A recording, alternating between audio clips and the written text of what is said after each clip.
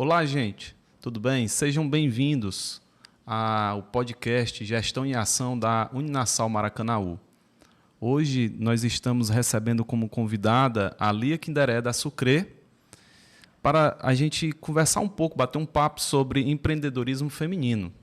Amanhã, Dia Internacional da Mulher, então nada melhor do que uma pessoa que vai representar muito bem aqui esse assunto, vai falar sobre esse assunto, porque ela tem muita experiência para falar sobre esse empreendedorismo.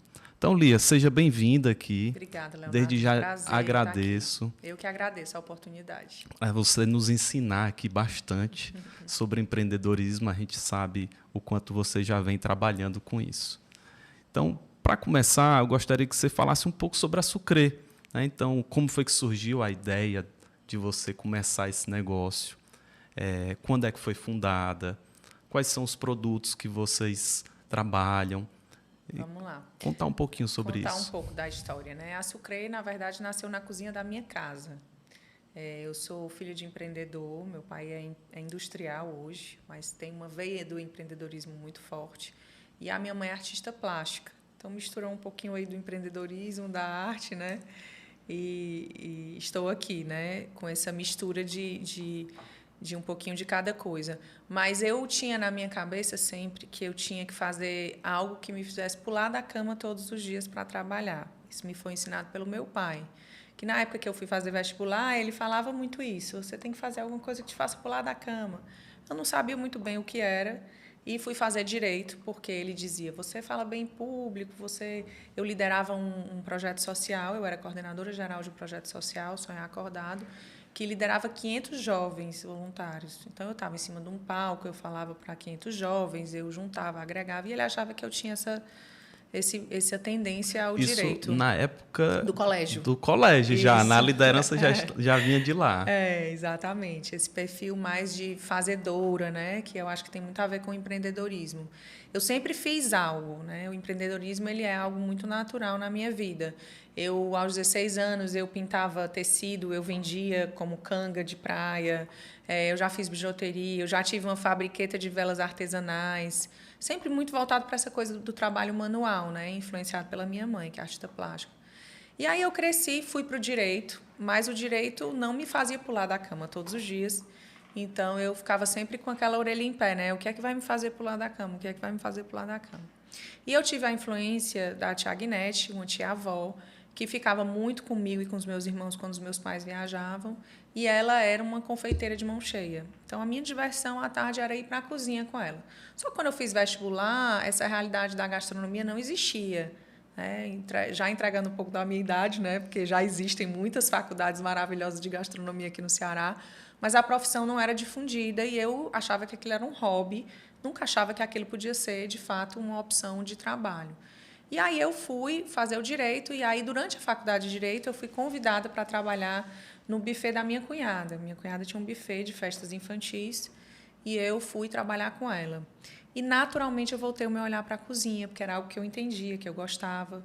E eu fui me vendo naquele universo, até que eu decidi parar, trancar o direito e começar a estudar gastronomia. Aí eu decidi, fui fazer um curso na França, me preparei 1 ano para poder ir, tanto financeiramente, me preparar financeiramente para ir, quanto também com a língua.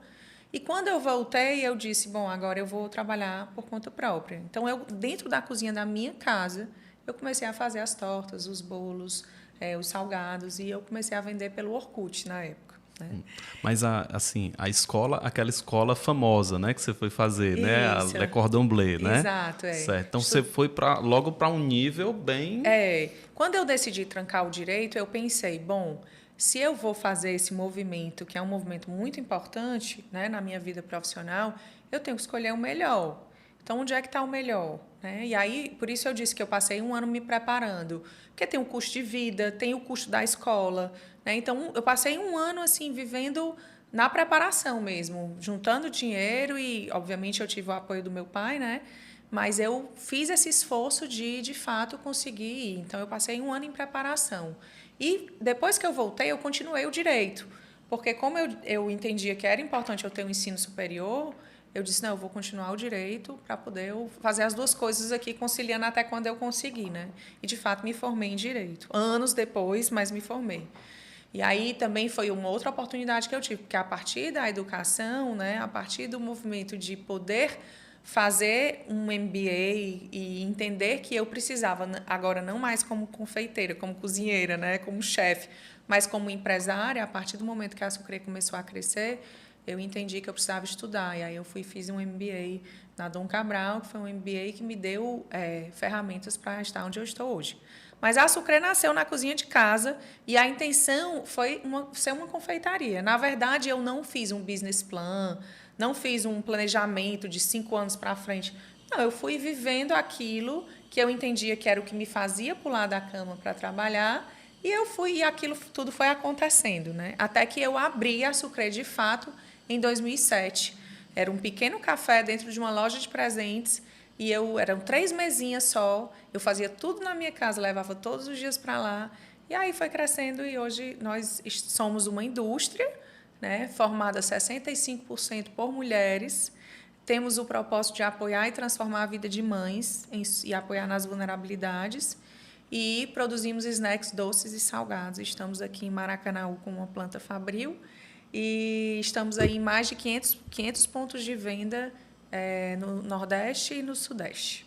Ou seja, o que às vezes a gente não imagina onde é que vai chegar, né? Não fazia a menor ideia. A gente tem que acreditar, mas onde vai chegar... Uma das grandes virtudes do empreendedor é a fé. É você dar o passo sem saber o que vai acontecer depois. Então, o empreendedorismo, ele requer fé, ele requer coragem e ele requer ousadia. Porque a gente vai fazendo. Como acontece, como vai acontecer, nem sempre a gente sabe. Eu não sou uma pessoa muito processual, assim, que é uma pessoa que pensa, né? Tem dois tipos de temperamentos. A própria, hoje em dia, dentro da gestão, tem a coisa da teoria da ambidestria, né? Que você divide entre o perfil Explore, que é o perfil mais empreendedor, mais criativo, né? Que pensa com um lado do cérebro, e tem o perfil Exploit, que é aquele mais execução, mais processo, que é mais organizado, um pensamento mais linear. Eu sou totalmente Explore. E aí o Explore, ele tem essa, digamos assim, essa característica de dar os passos sem saber muito bem como vai acontecer, né? Então, o perfil Explore precisa de alguém do lado para executar e organizar Sim. o caminho, né? Porque se for só aqui, vai fazendo e não sabe como vai acontecer, você não consegue ter o poder de execução. Mas eu acho que é isso. Eu acho que eu nunca planejei chegar onde nós estamos. Obviamente, eu aprendi a planejar ao longo dos anos, né? Entendendo que se eu não planejasse também, quando a Sucre começou a crescer, eu poderia não ter resultados positivos. Mas, no início, eu não era só fazer o que me fazia pular da cama. Tá certo.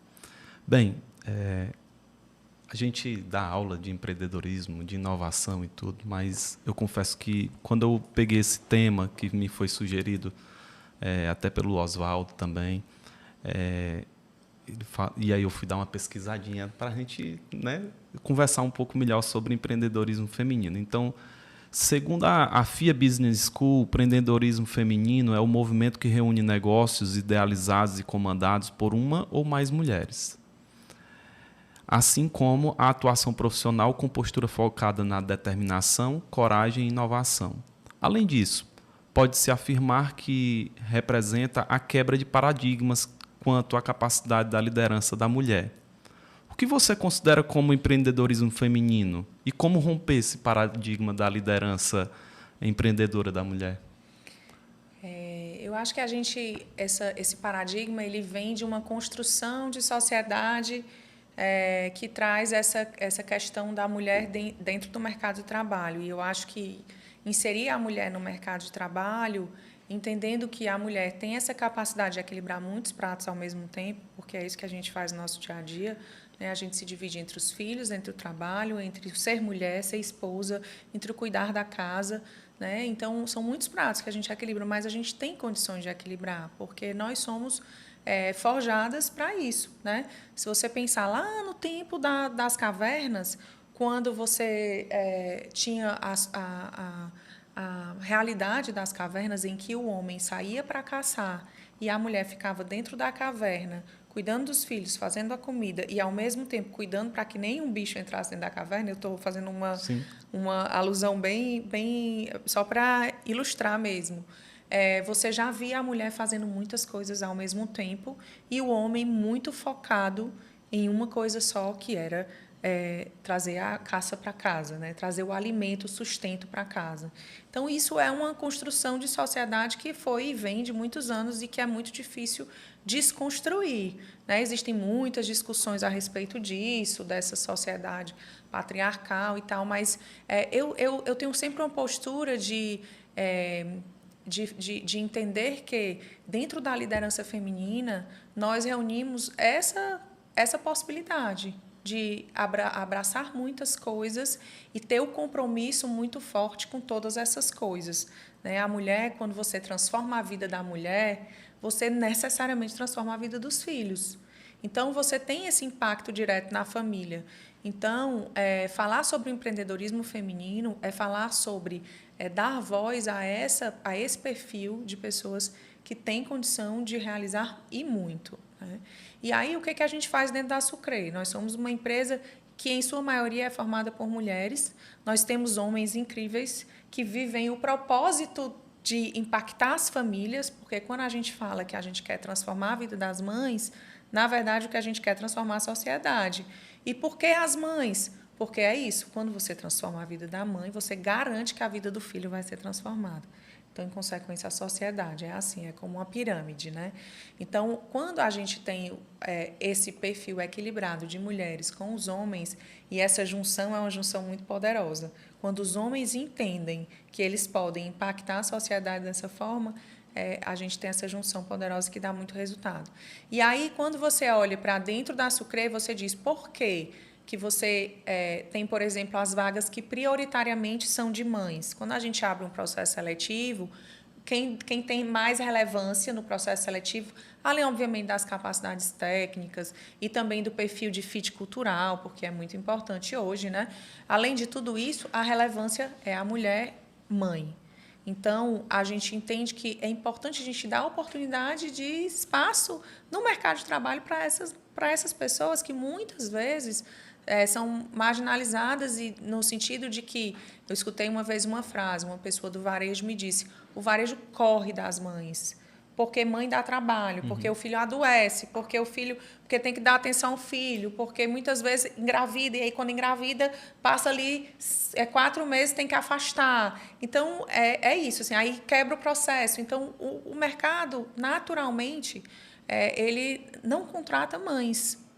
Tem vários dados que falam sobre essas estatísticas, que as mães, ela normalmente, nas contratações, é um peso, né? Quando você vai entrevistar, elas normalmente vêm e quase pedem desculpas por ser mãe, né? Elas, eu sou mãe, não sou mãe, mas eu tenho quem olhe meu filho. Não, sou mãe, mas meu filho já é adolescente, já toma conta da vida só. Então, essa realidade é uma realidade muito dura. Poxa, eu ser mãe me impossibilita de estar inserida no mercado de trabalho se eu tenho talento, se eu tenho competência, se eu estudei, se eu estou pronta, se eu estou preparada.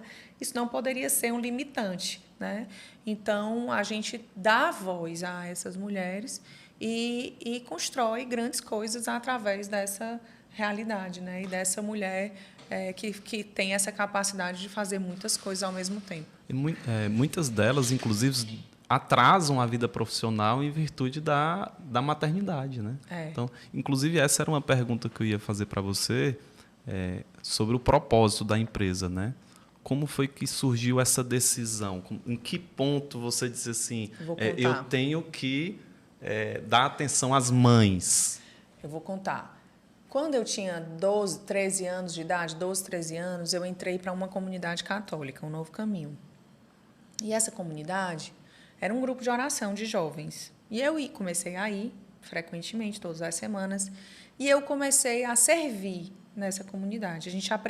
Eu aprendi muito cedo o sentido do serviço. Tem uma frase que eu adoro do Padre Ayrton que diz: aquele que não serve para servir, aquele que não vive para servir não serve para viver. Então, aquilo virou uma verdade na minha vida. E eu trabalhei no terceiro setor 15 anos. com o Sonho Acordado. Lembra que eu falei do Sonho Acordado? Que eu comecei na escola. Fui convidada quando eu tinha 16 anos para coordenar esse projeto. Fui convidada por um coordenador da escola, né? O meu coordenador da escola me entendeu como um perfil de liderança e me convidou para que eu assumisse essa coordenação. E eu fui coordenadora geral por 15 anos desse projeto, ou seja, eu saí da minha adolescência, entrei na minha vida adulta tocando esse projeto.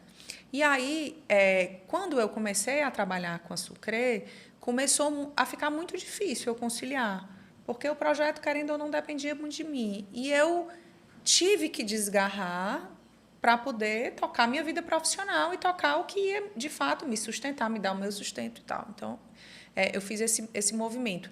E aquilo me angustiava muito, porque eu sempre pensava dentro de mim, qual é a minha missão na vida? Que Deus me colocou aqui para quê? Qual é o meu intuito de existência, né? Qual é o meu propósito de existência?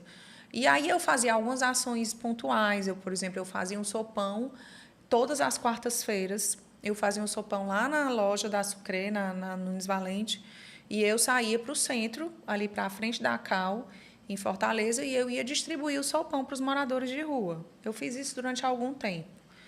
E eu sempre achava que meu propósito estava relacionado à fome, porque como eu trabalhava com alimento, eu tentava conciliar.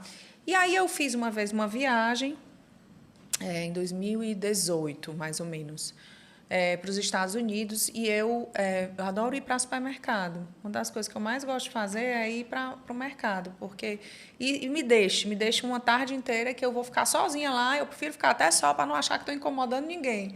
E eu vou virando os rótulos. Eu viro os rótulos, eu vejo os produtos, eu olho o que tem de novidade, eu vejo as composições, porque como a minha competência é produto, né, desenvolvimento de produto, eu adoro fazer esse movimento.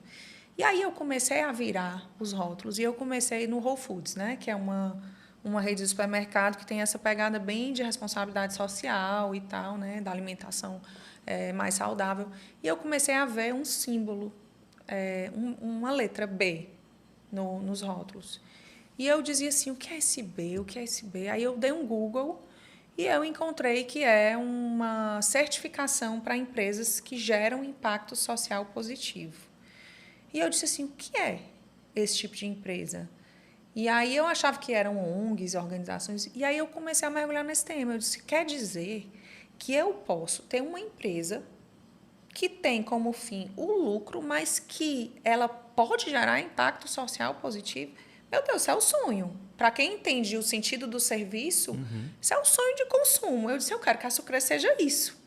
Né? E em 2018, a gente fez a virada de chave do modelo de indústria, né? Porque foi em 2018 que a gente lançou as mini coxinhas, que foi o primeiro produto que a gente conseguiu levar para as redes de supermercados, e foi quando eu escalei mesmo o negócio. E aí eu disse, está na hora da gente pensar o que é esse porquê de existência da Sucre. Aí, como eu sou uma pessoa que tem uma relação com Deus muito forte, eu fico sempre entendendo que Deus vai fazendo as costuras, né? E vai colocando as pessoas certas no seu caminho.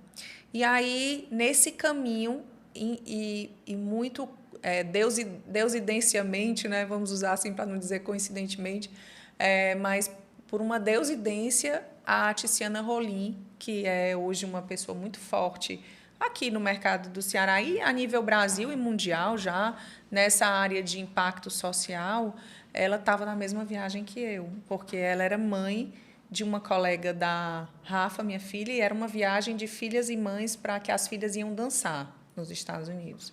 E a Ticiana estava, e eu comecei a conversar com ela sobre isso. Ela disse, eu tenho uma pessoa para te indicar, para te ajudar nesse caminho. E aí essa consultora veio e a gente fez um caminho inspirado no livro do Simon Sinek, que é Encontre o Seu Porquê. Não sei se você já ouviu falar desse livro. Não. É um livro incrível, Encontre o Seu Porquê. E aí ele faz um caminho para você encontrar o seu propósito pessoal. E aí a gente começou a fazer umas imersões semanais de uma tarde na Sucre, para entender qual o porquê da Sucre. Qual era esse propósito que a gente ia descobrir e que ia fazer com que a gente se tornasse uma empresa de gerar impacto social. E aí, nesse caminho, eu me vi mãe, provedora do meu lar, entendendo todas as vulnerabilidades que existiam como mãe, né? As minhas muito menos profundas, né? Vulnerabilidades muito menos profundas do que muitas colaboradoras que já faziam parte do quadro da Sucre, porque a confeitaria ela é muito feminina, né? Então, tinham muitas mães que já faziam parte. E aí a gente encontrou esse propósito de, como mãe, nós podemos, como empresa, apoiar as mães e transformar e dar espaço para essas mães dentro do mercado de trabalho. Então, a vaga prioritária, que a gente chama vaga afirmativa, ela é só um primeiro passo. Depois que a mãe entra dentro da Sucre, aí existe todo um caminho dentro do negócio que faz com que ela seja apoiada e tenha esse desenvolvimento acontecendo, né? Desde uma assessoria psicológica, de atendimentos psicológicos dentro da carga de horário de trabalho. A gente tem uma salinha lá na fábrica, que é a Sala das Mães, onde elas têm esse atendimento semanal, a bolsa de estudo, a assessoria jurídica para qualquer tipo de lead que elas tenham, né? Qualquer necessidade que elas tenham jurídica, até uma cultura mesmo de entendimento, de compreensão da flexibilidade do ser mãe, do ter que, em algum momento, fazer hoje eu vou ter que trabalhar de casa porque o meu filho está doente, eu preciso estar aqui para apoiar e tal. Mas é assim, quando elas entendem o propósito e elas entendem que elas estão lá pelo propósito, elas têm um compromisso muito diferente com a empresa, uma entrega muito diferente. Então, foi assim. E aí, quando a gente encontrou esse propósito, eu disse assim, não vamos comunicar, vamos trabalhar 1 ano. Depois que a gente trabalhar 1 ano, que a gente puder mostrar para a sociedade o que a gente já fez em 1 ano, aí sim a gente comunica. Então, durante 1 ano, a gente atuou e, ao final de 1 ano, a gente fez um rebranding, a gente mudou a marca SS, que traz a barriga, S de Sucre, que traz a barriga para frente, lembrando uma mulher grávida. Fizemos um rebranding onde a marca é apoiada por um selo que fala do propósito, nós apoiamos mães, e aí a gente comunicou com um report, dizendo o que é que a gente tinha feito e por que a gente está assumindo essa posição de modelo de negócio de impacto. Fantástico. Tudo tem uma história, né? Não é acontecer por acontecer. Tem todo um histórico que vem até o resultado, né? É uma construção. Mas voltando um pouco, quais são os desafios das mulheres empreendedoras? Na sua visão, né? As pessoas me perguntam muito, Lia, você sente essa coisa de por ser mulher, ter mais ter algum tipo de preconceito, ter algum tipo... Bom, dentro da gastronomia, eu enfrentei já muitos, né? Primeiro porque eu comecei o meu trabalho muito pautado na gastronomia como chefe, né? Antes de eu aparecer como essa figura da liderança feminina como empresária, e eu ganhei alguns prêmios como chefe, então isso me deu visibilidade a nível nacional no mercado de gastronomia. E o mercado dos chefes, ele é um mercado que é prioritariamente masculino. Então, muitas vezes, você não é levado muito a sério por ser mulher, né? Isso é uma coisa que as pessoas nem percebem, mas acontece.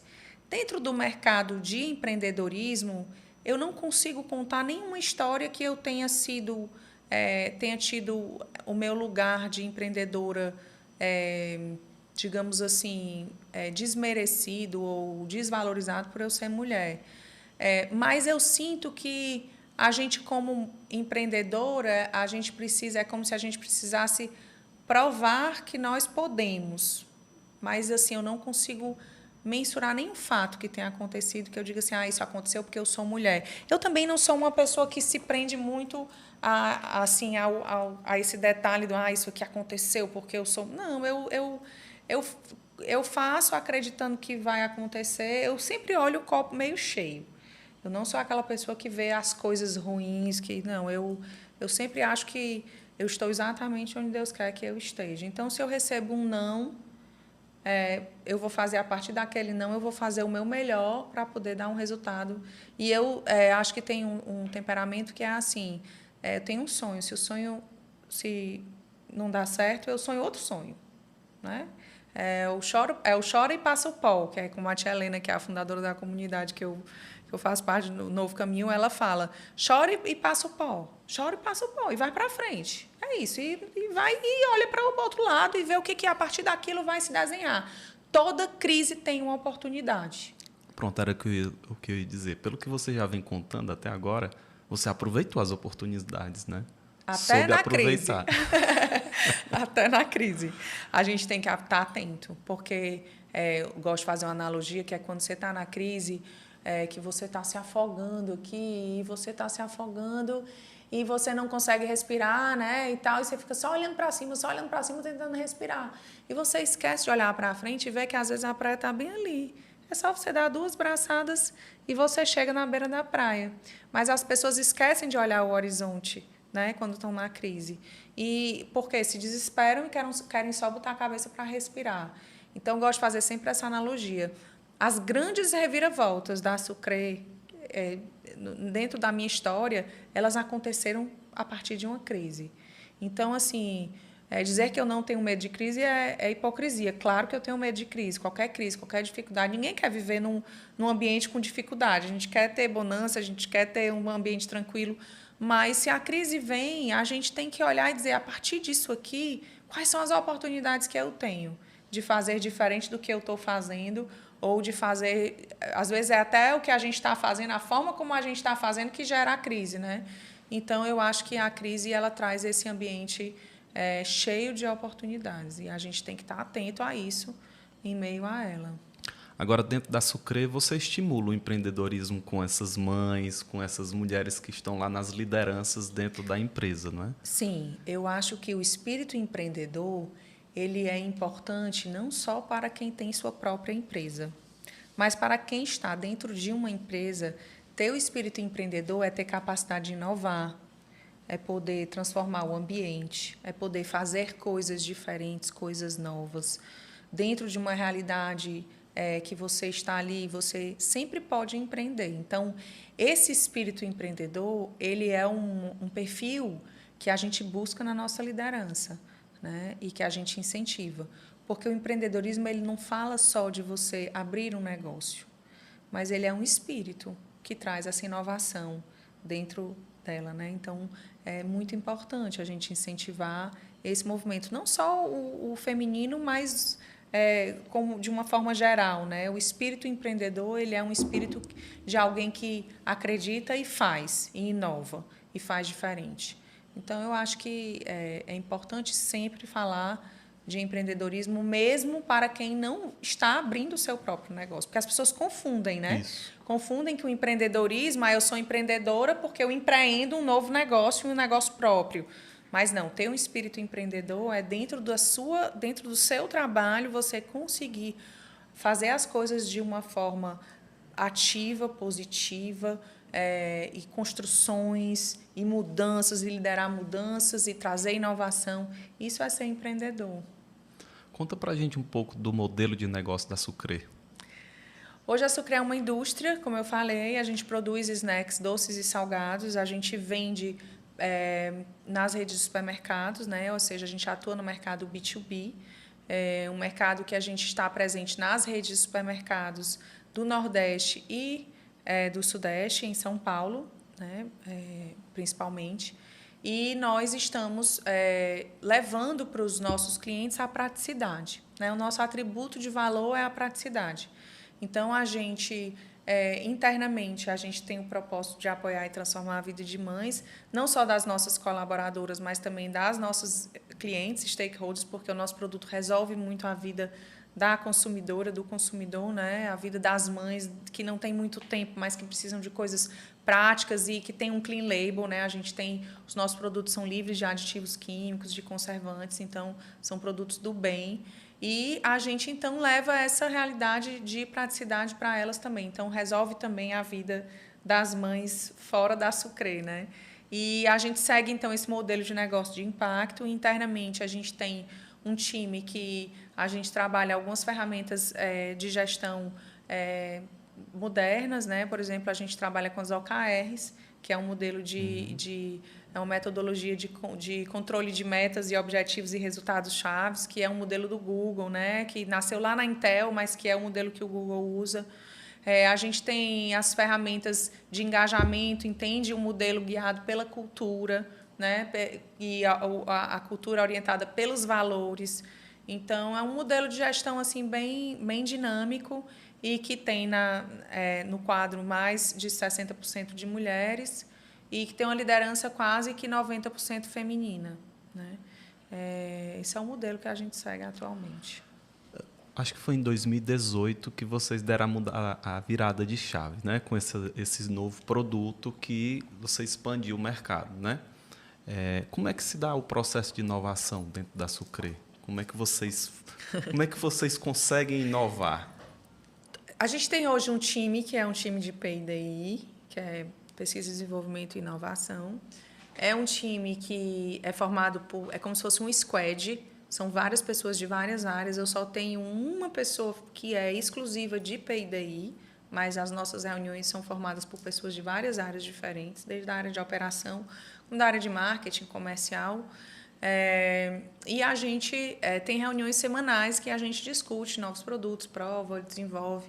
Mas, às vezes, acontece aquela inspiração que, como eu disse, né, para mim são inspirações de Deus, né, que me vem assim em horas aleatórias do dia, às vezes até de madrugada. Agora, por exemplo, a gente está testando um produto que eu acredito que ele pode ser revolucionário, né? E aí a gente vai fazendo esses testes e vai fazendo sem medo. Assim, eu não sou uma pessoa que acha que o produto para entrar no mercado ele tem que estar perfeito. Não, a gente lança e a gente vai melhorando, até a gente dizer ele vai tracionar, não vai, se não tracionar, tira. Então, assim, a gente faz esses movimentos, né?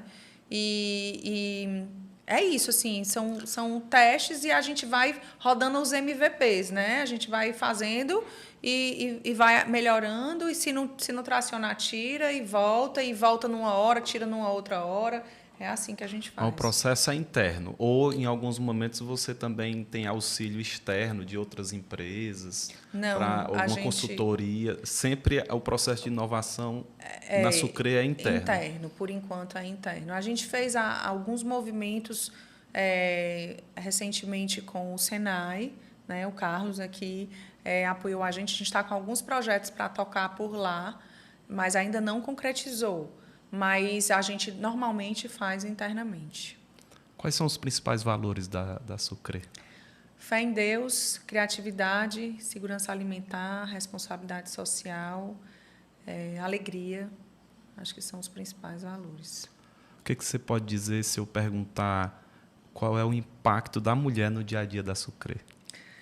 E a Sucre é feita por mulheres, né? Hoje eu falei sobre isso, inclusive, para elas, no momento que a gente fez uma homenagem em relação ao Dia da Mulher. A Sucre é feita por mulheres, a Sucre tem uma cultura que ela é caracterizada por essa feminilidade, e quando eu falo de feminilidade, eu não estou falando de feminismo, são duas coisas muito diferentes. Eu não me considero uma mulher feminista, né, ao que trata a palavra em si, mas eu sou feminina, né? E por eu ser feminina, essa cultura ela foi pautada porque a cultura ela vem da fundadora, né? Ou do fundador. Então, eu sou essa pessoa que ela tem essa característica do feminino, do doce, do acolhedor. Então, isso é muito nítido dentro da cultura da Sucre, né? Então, eu acho que a mulher ela influencia até a cultura, né? Assim, até esse feminino, que, na verdade, é um feminino acolhedor para o masculino também, né? E entendendo esse equilíbrio que é muito importante. Nós somos diferentes, mulheres e homens, mas nós precisamos um do outro. Então, eu entendo que essa complementaridade ela é fundamental para o equilíbrio da empresa, né? Não só da empresa, mas da sociedade. Então, eu me vejo muito nesse movimento, assim, entendendo que é importante a gente ter esse ambiente equilibrado, né? E eu acho que é isso. A mulher ela traz essa cultura, né? O feminino ela traz essa cultura. Mas é importante a gente ter esse equilíbrio entre o homem e a mulher, porque a gente é diferente e a gente se complementa. Né? Voltando para a função da Sucre na sociedade, tá? Você já falou um pouco sobre isso, né? Entender o porquê da Sucre. Fala um pouco sobre a agenda ESG de vocês. A gente tem um entendimento com a responsabilidade social, um dos nossos valores, né? E a gente tem o olhar do sustentável dentro da estratégia. O que é isso? Existe um setor de ESG? Não existe, porque ESG tem que estar na estratégia. Então, se eu tenho um líder que entende que o meu setor ele tem que tratar o ESG, ele vai tratar o ESG. Eu não preciso de ter um setor que vai ser considerado ali o setor chato. Aí lá vem o pessoal do ESG dizer que não pode. Não é isso. O ESG tem que estar imbuído dentro de cada setor, porque dentro da estratégia está a sustentabilidade. Então, cada um tem uma agenda, né? O olhar que volta para o que é mais sustentável. Eu vou falar de forma bem específica para exemplificar. Eu tenho uma qualidade que entende a importância de gerar menos resíduo, menos lixo. Então, ela faz um movimento, o setor de qualidade, que é aumentar o reciclado e diminuir o que vai para o aterro sanitário. Então, dentro desse movimento, por exemplo, a gente criou a doação das cascas de macaxeira, porque a gente mandava muita casca de macaxeira para o aterro sanitário, gerando mais lixo. E aí, um volume maior de lixo que ia para o aterro sanitário. E aí a gente entendeu, e se a gente doar essas cascas de macaxeira, o que pode ser feito? Não, pode virar ração animal. Pois vamos doar para fazendas que possam transformar em ração animal. Então, a gente faz a doação semanalmente das cascas que a gente usa em natura, e a gente tira a casca e sobra muita casca. Então, a gente faz essa doação. E aí a gente conseguiu reduzir consideravelmente o envio de lixo para os aterros sanitários. Outro movimento voltado para isso também, o selo Eu Reciclo. Porque o que eu mando para o meu consumidor, as minhas embalagens, elas são recicláveis. Mas não tem como eu garantir que o meu consumidor vai reciclar na ponta. Então, o que a indústria pode fazer? Ela pode aderir ao selo Eu Reciclo, que é um selo que faz uma compensação. Por exemplo, eu gero de peso anualmente, eu gero 34 toneladas, vamos supor, de lixo, ou seja, de embalagem que eu utilizo, né? Então, eu produzi 34 toneladas de embalagem. Aí, o selo Eu Reciclo vai compensar reciclagem de 34 toneladas de outro plástico. Então, eu financio a Eu Reciclo a ela reciclar 34 toneladas de lixo. Então, Lia, esse lixo é do teu produto? Não tem como ser, né? Pode até ser que no bolo vá o meu produto, mas aí ela pega nas regiões que eu atuo e ela faz essa compensação. Então, tem vários movimentos. Isso eu estou falando do setor. A macaxeira é o seu principal, a sua principal matéria-prima, é isso? Não, minha principal matéria-prima é a farinha de trigo. A farinha, tá. Mas é o meu segundo, no ranking, a macaxeira é a segunda em toneladas, é o segundo produto. Mas você tem um fornecedor diferenciado, né, da macaxeira, né? Que entra nessa agenda ESG também, né? Também. É a agricultura, que aí está dentro da área de suprimentos, a área de compras, que aí traz a agenda ESG para outro setor, a área de compras. A gente compra de 33 famílias, que é uma cooperativa em Guaraciaba do Norte, e que dependem da agricultura familiar. Essas 33 famílias, elas fazem parte dessa cooperativa e elas começaram a nos fornecer lá atrás, né? Quando a gente começou, elas começaram a nos fornecer a macaxeira. E hoje elas têm uma produção muito maior, né, para poder nos atender. E hoje 90% da produção deles, dessas 33 famílias, é a Sucre que compra. Então, é uma agenda também que a gente faz para comprar do pequeno produtor, né? Para entender um pouco melhor das estratégias da empresa, tá? Por que veio se instalar a indústria aqui em Maracanã? Saiu de Fortaleza, veio para cá. Foi uma estratégia? Como certeza. Foi que você pensou nisso em vir para cá, para Maracanã? Com certeza. Maracanã é um distrito industrial muito bem desenvolvido, que tem muitas oportunidades.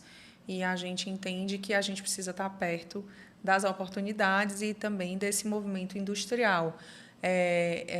Foi um movimento muito importante a gente fazer, porque a gente já estava num espaço que não era um espaço industrial e a gente precisava ganhar essa escala.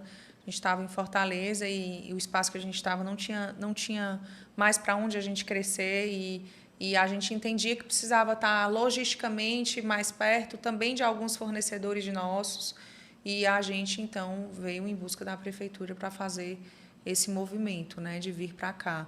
E, assim, é um movimento bastante disruptivo para uma pequena empresa, que sai de um patamar de pequena e começa a entrar num patamar de média, né? Nós não somos uma grande empresa ainda, estamos ali no limbo de sair de pequena para média, mas, sem dúvidas, eu tenho certeza que foi um movimento muito acertado, porque isso nos dá condição de crescer e passar para um novo patamar, né? Então, foi um movimento estudado mesmo, a partir das oportunidades que se colocariam aqui no município e do entendimento também que a prefeitura tem da importância do desenvolvimento econômico local, né? E do desenvolvimento econômico industrial. Então, eu acho que é isso, você...